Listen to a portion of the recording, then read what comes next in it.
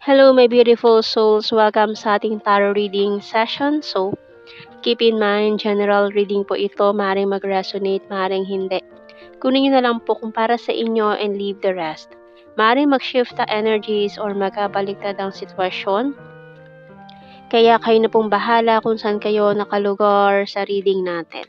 Ayan, so nahulog na itong dalawang card natin dito by butterfly and playing cards. Yan na naman tayo sa mga mapaglaro, parang pinaglalaroan ng tadhana, ganun. So, we also have here the snail card. Ayan, napakatagal na naman nito, mga energies natin dito. And the mask,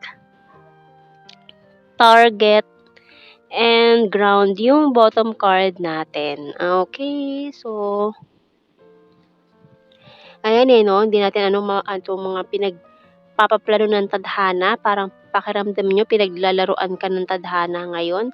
So, tingnan natin anong message ng archangels. Wow, dalawa itong para sa iyo. We have here, ayan, clear your space by Archangel Jophiel. Get rid of clutter, clear the energy around you, and use feng shui. And outdoors by Archangel Jophiel again. Wow, talaga active si Archangel Jophiel. So go outside, get some fresh air, and connect with nature to relieve stress and gain new creative ideas. Ayan mamasyal-masyal, maglinis-linis ng mga kalat kasi parang nai-stuck ka. Kaya mabagal yung energies natin ngayon or mabagal ang pasok ng mga manifestations natin dahil sa mga ganyan. Kung ikaw ay nababurn out, ayan, lumabas-labas ka naman sa paligid. Ayan, i-connect mo yung sarili mo sa nature. Ayan, para ma-release mo itong mga negative energy na ito, mga toxins na ito. Ayan. So, tingnan natin. Magandang mag-spend ng oras in the nature, sa mga connect mo yung sarili mo sa ground, sa puno, sa ilog, sa dagat, sa batis, lawa, or kung ano pa man na nature na meron dyan sa inyong malapit. Ayan. So, tingnan natin sa ating tarot cards more about this reading. And parang meron ka rin kasing decision making na kailangan pag-desisyon na hindi mo pa maisip kung anong gagawin mo. Ayan. Para makapag-isip-isip ka, go outdoors. Ayan. Knight of Swords and the World card. Okay. So, parang may may tumatakbo. Ayan na, ayan na. Dati ang bagal pero parang feeling mo kasi mabagal kasi hindi mo pa siya nakikita. Pero ayan this person is nagmamadali. Ang gamit ba naman ay beetle Ayan, nagmamadali, 'di ba? So, tingnan pa natin. We have here the Queen of Swords and this Queen of Wands. Para kasi sinasabi niya, on the way na ako, wait lang, on the way na ako. Pero hindi mo pa lang kasi nakikita. Para kasing medyo malayo pa siya. Ayan. Kumbaga, tinatanaw mo na yung daan Bakit wala pa? Parang ganun. Pero nandyan naman siya, on the way na daw. And we also have here Temperance. Ayan, it's a Sagittarius energy. We also have here the Four of Cups. Ayan, kung hinihintay mo itong taong ito, ayan na, pakiramdam mo kasi nireject ka niya noon And with this Four of Cups energy, it's about rejection or not accepting this offer.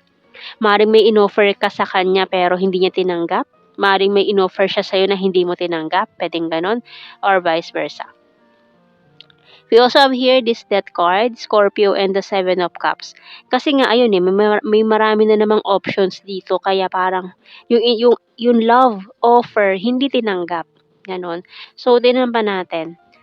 Empress, Libra energy. Ayan.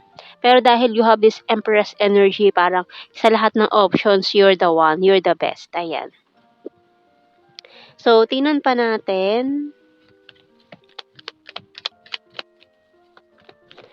Ayan. Na-realize niya yun with this butterfly. Sa lahat ng options niya, ikaw na pala yung the best. Ayan. I'm afraid to contact you. So, ayun na nga. Kaya parang ang bagal. Tatakot pa siya na kontakin ka. Pero on the way na. Ayan. We also have here, I lost myself for a little while. I remember every detail of that day. I'm grateful for the spiritual lesson. Maring may mga spiritual connections kayo nitong taong 'to, and we will be together again. Wow! I don't react when people mention you, and I'm starting to understand our connection. See? Ayan ang dami, ang daming connections na ano dito, spiritual connections yung dalawa. Maaaring it's a twin flame journey or soulmate or kung ano man ang gusto niyong i-label diyan. I hide behind material things. So, yung bottom card natin, yung speak to me through music. Ayan. So, may mga nagpaparinig na naman dito using some musics na yung mga lyrics ay tatama niya dun sa taong yun. Ayan. So, tingnan natin sa initials. Puro parinig. We have letter J. Ayan si letter J. Letter D, DJ, JD, Y, ayan. And C, CJ, DC, may F, and X, S, and U. Ayan ang ating mga mahiwagang initials. Si bottom card natin, letter A. Ayan, so tingnan pa natin sa ating tarot messages, oracle cards. Ayan. Let's see some messages, more messages for this reading. Oops, eto. Meron tayong ayan. I'm keeping tabs on you and I'm willing to take the risk. Strong and independent, and I'm isolating myself to reflect. Ayan, nag-iisip-isip, nagpaplano ng mga dapat gawin. Nagpaplano pa siya. You excite me, feeling left out in the cold, can I call you and it hurts so badly. And yung bottom card can't decide. Ayan may decision making talaga din Ito, maaaring siya to nagde-decide na tatawag na ba ako? Kakausapin ko na ba siya? Parang ganun. Ayan. So, parang hindi pa siya makapag-isip dito. Ayan. So, tingnan natin sa ating blue card. Chaser, ayan. Maghahabol na to engagement kasi gusto niya na ng higher level of commitment and ayan, all strings attached. Kasi kayong dalawa ay naka-connected Ayan, all strings attached. Naka-connected kayo sa red strings of fate. Ayan. So, tingnan naman natin sa general signs and the messages. We have here birthmark, October, South PH, number 9, North PH, North and South, and may other country, Taurus, Killer Smile, si ex-lover, ayan na long distance. February, food lover, very loyal and caring. Wow, loyal and caring na, tapos pinakawalan pa. Ayan, we have their Virgo. Summer, very lucky. Cold, ayan ang swerte na niya sana. Swerte na sana siya pero pinakawalan ka pa. Ayan, Cup, water sign, Cancer, Scorpio, Pisces, has a dirty sense of humor. Travel, kung long distance kayo, yan, gusto niya mag-travel to see you. Province and Mindanao, wow. Water sign, Cancer, Scorpio, Pisces. August, January, intelligent. Ayan ang mga signs natin.